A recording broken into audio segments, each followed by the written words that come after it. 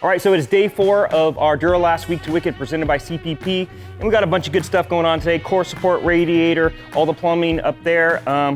We got to still get the hydro stop all plumbed in also. So Christian's inside right now running some cables for the battery. So with that being said, we're gonna get busy with our day and see if we can stay on track.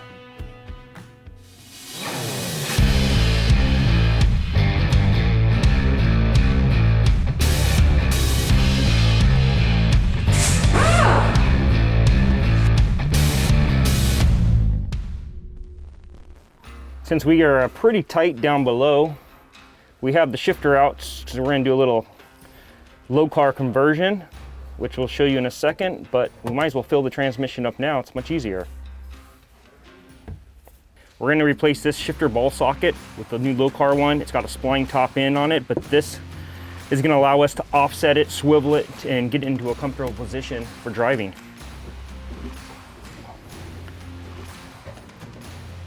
So we've moved the battery to the rear, gives us a lot more room up in the engine bay. So right now we are gonna start making some battery wire. We're gonna ground it out right here in the trunk. It's already got a stud going to the frame, and then we're gonna run our hot all the way up to the starter. So this thing can be switched around. So right now it's really throwing it offset. You can actually place it so it's centered. So you can tighten it.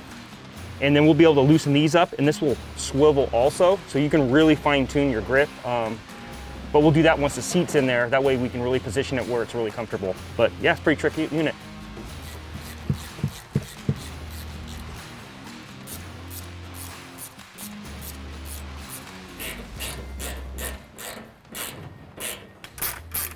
And this will do straights, 30s, 180s, 120s, just like that.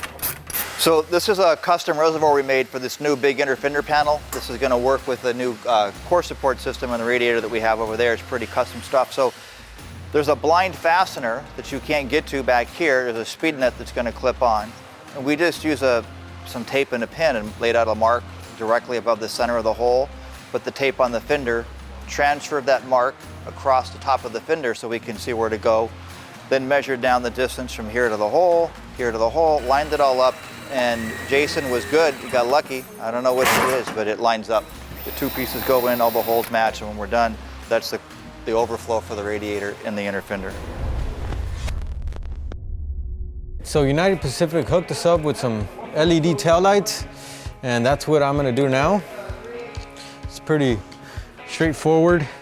Take off the old lenses. So the LED ones actually will plug in straight into that. Makes it a lot easier.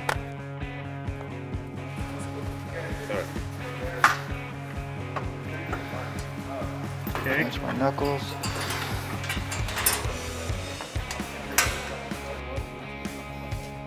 Okay, I'm good over here. Okay.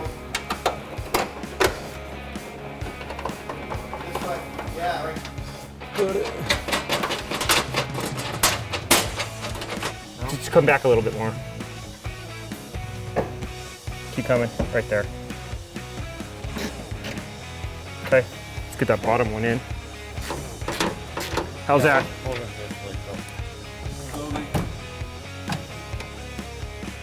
Oh yeah, you're clear. You're clear? Yeah. All right. Yeah, this one you just lift up a little, boom. So we can do that now. And then this one needs to go back a little, and that's the same. Oh yeah, this one lines right up too. I want to see Danny with long hair. While everybody else screws around, I'm planning on the next move on this car. What it is, I don't know. Where we'll be, I'm not sure. Will it happen? Yes. When? I don't know. So don't ask. But eventually, I'll be spinning the tires and making smoke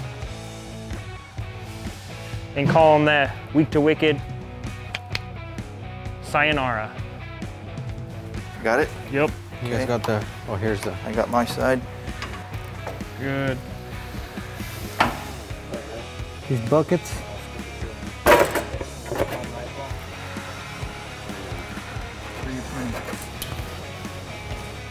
Beautiful. It looks like OC Driveline did a heck of a job again making that fit. So we're wrapping up day 4. The guys are still working a little bit back there. Christian's just finishing up some wiring. Danny was over there just tightening up the core support. He got the front end back on the car, which is good. Relocated the battery to the trunk, ran the battery cables all the way forward. So everything is looking good. Hydro stop's all plumbed. We're on track, I think, for day 5. Wrap the car up. So we're gonna spend about another hour and we'll get out of here.